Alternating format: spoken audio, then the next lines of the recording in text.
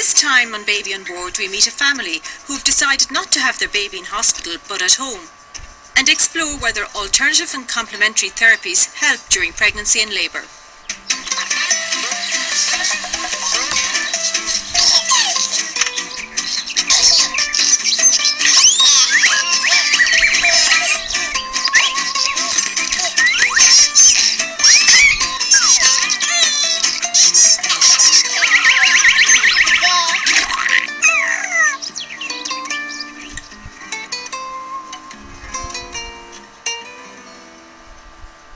Marguerite and Paul from Athlone are experienced parents who've chosen to have their fifth child at home. We have 4 children. Anna is 16, Beth is 12 and a half, Rafi is 9 and Milo is 3 and a half. We have lots of miles covered per week. We have different menus to cater for. Loads of little things that have to be looked after, you know. I try to be strict. I don't really allow them kind of rule the roost and run the roads. But I suppose when you love your kids so much, you do end up giving in to them more than you should. It's very hard to see them upset about things. After our second child, it was only then that we realised that you could actually have home births in Ireland. I vowed if ever I was to get pregnant again on a third, that would be the route I'd go. So we did that, and it was just an amazing experience from that third birth, and we'd never looked back after that. The natural place for me to have our baby was in our home and with our family and with our other children around us. We're not anticipating any problems for the birth. We have no history of complications, so we don't really see that we should have to go to hospital. We're pregnant, we're not sick, and if need be, if we have to use the hospital, we know it's available and we know that there's good care and people waiting to help us, but we're not anticipating any move to hospital at all. Home birth is nothing new or unusual for the Hannon children. 12-year-old Beth is eagerly awaiting the new arrival. Well, I was born in the hospital. I think that he was the first one to be born at home, and then Milo was born at home, and now the new baby's going to be born at home. I wasn't there for Rafi's, but I was around for Milo's. There was no noise or anything, it was just very calm, and that's all really, just very chilled out. I didn't see Mummy have a baby yet, so this would be my first time seeing having a baby. Guys, I got to come clean here and tell you I have never seen a home birth. The atmosphere around a home birth is usually very different to a hospital birth. Life doesn't stop, we don't rush off, there's no panic. We just ease into the labour and ease into welcoming the new baby. It's kind of a hard stopping, really, you know. And then when you stop to think back on it, and you look back over the events of the evening, and it all falls into place, and in your mind you're saying to yourself, that's the way to do it. You don't mind your children seeing you giving birth? No, they have grown up to know that this is a natural process. Yeah. So we've never created that taboo that birth is something that shouldn't be seen by the kids. I don't have to organise childcare when I'm going. My midwife comes here and she does all the antenatal care. It revolves around when it suits this family, as opposed to getting an appointment and having to reshuffle Paul's work or our day here. I mean, I do home births because, for many reasons. Number one, I feel women are entitled to an option, particularly, you know, in this part of the country there isn't any midwifery-led unit or a birthing unit or any other model of care other than the obstetric model of care. So I feel that they're entitled to another option to deliver their baby. There is an endless amount of research that backs up a home birth as a safe option for low-risk women, and about 90% of the world population is born at home. In Ireland it happens to be about 1%. Often people find that lots of complications around childbirth and labour happen out of intervention, and a home birth is completely intervention free. So for that reason we don't do anything that might bring on labour, accelerate labour. You know, we recognise complications early, and in my experience I have not had an emergency transfer to hospital. So I feel it's because of early detection, encouraging the right women to have their babies at home, and that you don't take on high risk complicated labours. it's not a home birth at all cost. It's, the safety of the mother and baby are paramount. And if, all goes well and the baby is delivered at home as planned, then that's great. But if the safest place for the baby to deliver is in hospital, then that's where it needs to deliver. I have to be honest and say, yeah, my reservations are around what if something goes wrong. But is that something that's ingrained in you as a midwife? Is it having too much knowledge that gives you that sense of, something can go wrong? And so I'm a little bit nervous, but I'm looking forward to it. I'm curious to see what the hospitals and the obstetricians make of home birth. I'm meeting Dr. Declan Keane in Hollow Street, who's been involved for 20 years with community midwifery schemes to offer home birth to suitable clients. Firstly, I ask him about the risks. I think they probably are slightly at higher risk, but I think the critical thing in all of this is sticking to criteria in looking after women. We've always had very strict inclusion and exclusion criteria for home births. So as long as you carefully select the low-risk women for home births, it is a very safe option to be offering healthy women for pregnancy. People who you wouldn't take on for the home birth, what type of people would they be? Well, they would generally be more people who were excluded for antenatal factors. I mean, people, for example, we often get people who would look to go for a home birth who might have had a previous cesarean section, and clearly people who've had a previous cesarean section are a high-risk pregnancy who are not suitable for home birth either in this jurisdiction or Holland or any country you care to mention. Women who have a baby that's presenting by the breech is not suitable for home birth either. There are also factors that exclude women in labour.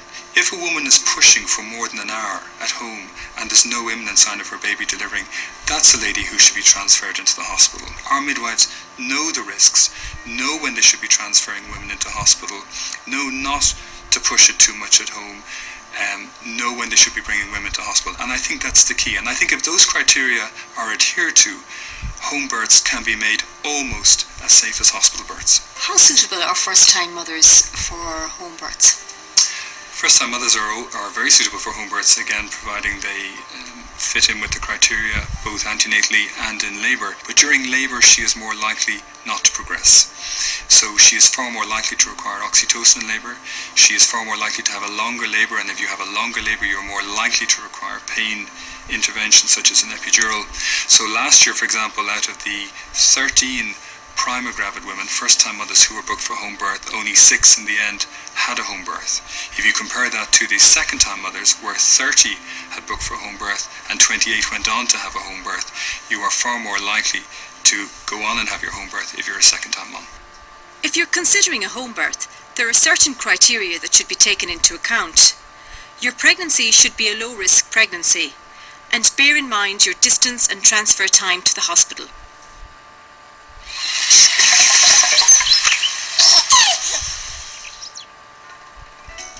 Corla McGlinchey lives in Dublin and is 21 weeks pregnant with her first child.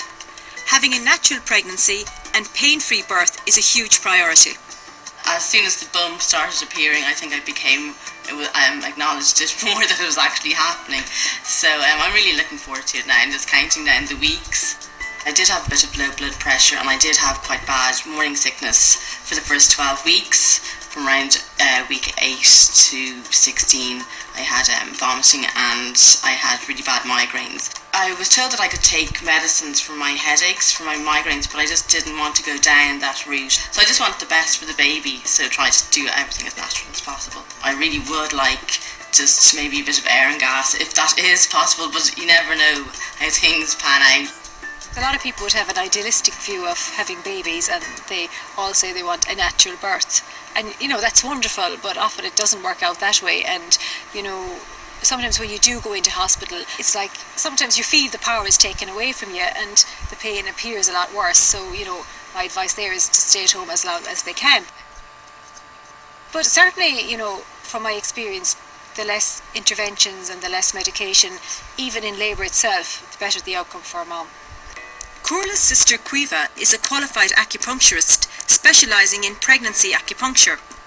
Corla is visiting her for a therapy session as part of her natural pregnancy plan. A lot of people would initially come to an acupuncture clinic trying to conceive, and following on from that, In the first trimester, it's very, very useful. So up till week 12, where maybe the woman's getting a little bit tired, feeling nauseated, and they don't want to take any medication, or they're not allowed to take any medication. So it's very, very effective for morning sickness. Basically, there's channels in the body. They're energy channels or electricity channels, and by putting inserting a needle in a channel, it stimulates the point. So we would have points that reduce nausea, and so we'll put a point in along the arm actually to reduce nausea for morning sickness.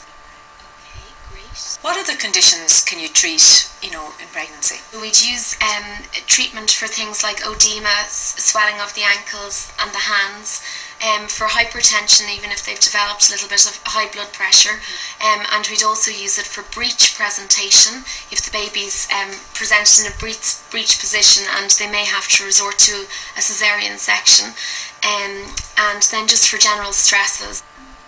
Acupuncture can be used very effectively in labour to help bring on the different stages of labour, and then it can be used as a pain reliever. It can be very effective. People don't have to resort to maybe an epidural or any other pain relievers. Have you decided on a birth plan? I'm just going to talk to the consultant next week, so hopefully I'm going to have one as natural as possible. I don't want to get an epidural, so that's the plan at the moment. It may change, but hopefully Quiva will be able to actually be in the room as well and do some acupuncture or massage. If you're using any complementary therapies or medicine during pregnancy, ensure that you first consult your GP or midwife. As some therapies are not suitable during pregnancy, ensure your therapist has the right qualifications and experience. A list of trained acupuncturists is available from the Acupuncture Foundation of Ireland. Actually, it was a real learning curve for me. I was really surprised at all the conditions that could be treated with acupuncture, and especially in pregnancy, because you can't take some medications and you can't have certain treatments. That's so for the likes of morning illness and for constipation or for exhaustion or for indeed the breech presentation. I was amazed at. It's great to know that there's other treatments out there for women who are pregnant, and she just seems to have, a whole area of interest in female health, which is wonderful.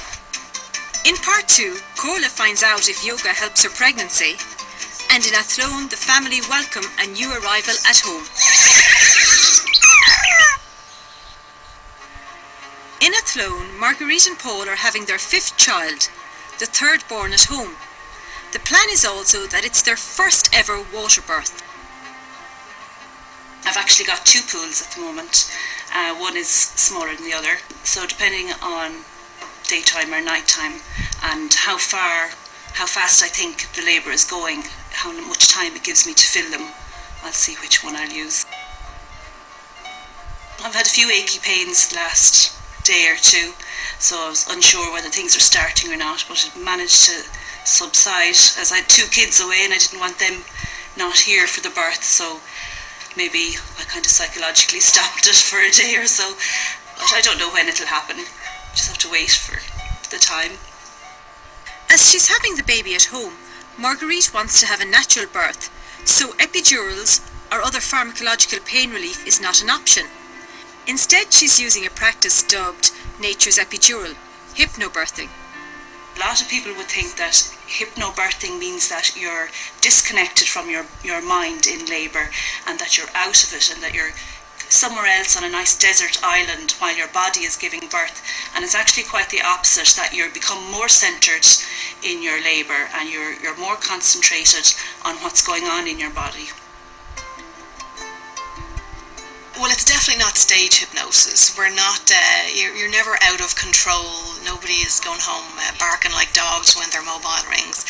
It's all self-hypnosis. And basically, women are so afraid of labour, so afraid of birth, that they spend most of their pregnancy being, in a state of anxiety. So this is a technique that they learn themselves and they apply at home, which gets rid of the fear really of labour and birth, so that they can actually enjoy their pregnancies. And when they go into labour, they tend to be a lot more calmer, have shorter labours and need a lot less pain relief. Notice how your breath is becoming soft and easy.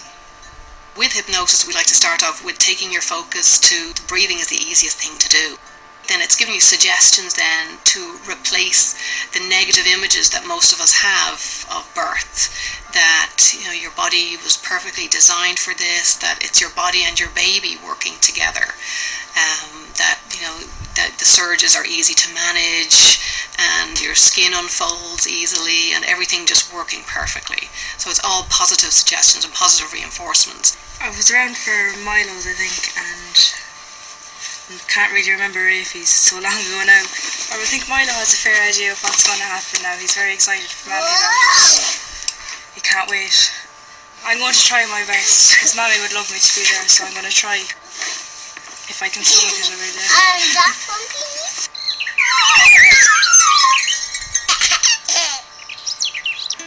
Coral McGlinchey is having her first baby and is keen to try out complementary therapies to help her through a drug-free pregnancy and birth. Today she's attending a prenatal yoga class to deal with aches, pains and low energy levels. I suppose for me, I found yoga really good. That's well established, and I found my labour was much faster and much more straightforward on the pregnancy that I did the yoga in. So I'd say to parents out there, if you find something that's working for you, well, isn't that wonderful? But I would always say seek medical advice first before you have an alternative type therapy. I've actually never done yoga before, and I just decided that I really wanted to do pregnancy yoga. I just started a few weeks ago and I'm finding it really beneficial.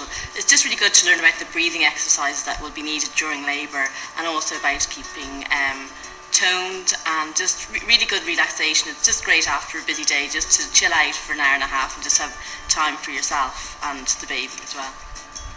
There's nothing but benefits from attending a class and using it during your labour. I hear time and time again when the women come back for the postnatal classes with their babies, it's the breathing techniques and the upward postures that stick with them and that help them through their labour. Well, the practice and utilising the breathing and relaxation methods from class can really help a woman to relieve any stress, anxiety or fear that she might feel during her labour, and these feelings can inhibit the progression of labour. Whereas if you're feeling relaxed, this can help maximise your own natural pain relieving hormones within your body. Can help alleviate any of the back pain by correcting the posture. It helps keep your arms strong, the legs strong for supporting the extra weight. Here is a place to actually meet with other expectant women to find out that your ailments aren't uncommon, that you're amongst like-minded people, and to truly indulge in your pregnancy and to feel pregnant, to moan a little bit, to ask the questions, to really be at ease. I definitely recommend using alternative medicine such as acupuncture and trying out the pregnancy yoga, because I really think it's beneficial to pregnant women. I think some people are a bit wary, but once they get into it, they'll find that it really works for them and it's really relaxing. I really want a drug-free birth, and I think that the yoga with the breathing and even the movement for pain relief is really helping. So hopefully that will benefit and I won't need to get the epidural. So fingers crossed. Pregnancy isn't an illness, and so it shouldn't be treated as one. So, if you're a very active person and you like to keep fit, continue doing your exercise, and moderation, everything in moderation. If you're somebody who hasn't exercised, well, start walking. And then if you're somebody who maybe has back problems or maybe, sciatica, pregnancy-induced sciatica, swimming is a great way because it takes the weight off your muscles. So there is something out there for everybody. You need to get your body in training for labour, because labour is exactly what it says, labour, hard work. At sunrise on the 4th of July, I received the call from Athlone. I just got a call from Paul and Marguerite to say her waters are gone and her contractions are 5 minutes apart. And, it's her 5th baby, so I don't know if I'm going to make it there in time.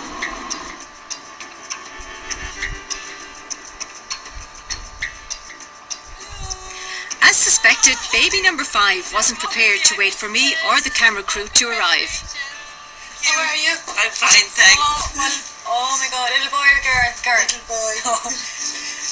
Oh, how did things go? Very fast. Paul, how are you? Congratulations. I'll talk to you in a minute. How are you? Well, everything go great? Yeah. No bother. Very fast. I didn't really realise how fast things were going, and Yeah. It was brilliant. Just slipped out. And what time was he born at? 4:41, I think. Yeah. You were exhausted, Paul. You look at hard now. Had you hard labour? Hard idea. And how did that pool work out for you? Didn't have time to get into it. Did not? No. Okay, yeah. God, it came on very fast. The mouth open again. Had to be the guzzler, are you? Ooh. I got up at 4:45. Mm-hmm. Yeah. And what age was your new brother? 1 minute old. Oh, very nice. So what did you think of? He's so small and cute. What about you, Anna? I haven't seen him yet. You're very laid back. You're very laid back about it. I suppose it's brother and sister number 4. So just take it used to very it. easy. You get used to it. Yeah. And even though the children were all in the house, nobody could quite manage to stay awake for the main event. But midwife Aisling was one person who nobody wanted to miss the birth. I got here around just after 5:15 and the waters broke and the baby arrived just after 20 to 5 then. Yeah, so it was all very quick. It was great. So after the birth, what checks would you do on the baby? So we tend to do a head-to-toe checking eyes, ears, mouth, limbs, spine, reflexes, heart, hips.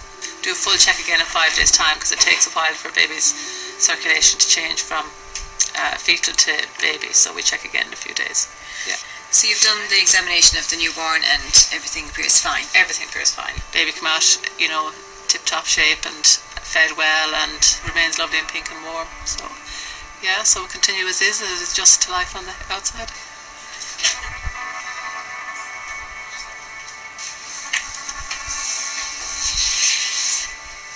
We have no name at the moment, so we'll have to get back to it. We'll just say, I don't know what I could say. I would like to be called Tamara Sound.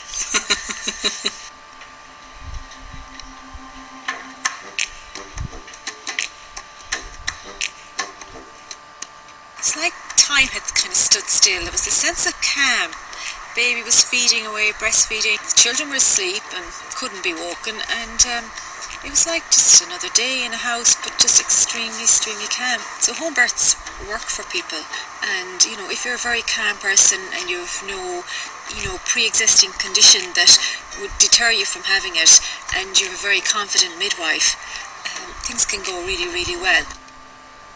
But I suppose being hospital trained and knowing the complications that can go wrong just as the baby's delivered, I would just have a nervousness around what if something happened to the baby. But as Marguerite and Aisling explained to me, births that occur at home generally are fine. It's a natural process, and if you have that kind of an ethos or culture, everything tends to go very well. So for people deciding on will I go for hospital or will I go for home birth, I think they need to weigh up all their options. They need to look at the risks of hospitals and they need to look at the risks of home and make that decision for themselves, and it'll be only they can decide what would suit them. When considering where to have your baby and what treatments to follow during pregnancy, you must remember that the health and safety of you and your baby comes first. If you want to explore alternative options, always follow the advice of your doctor or midwife.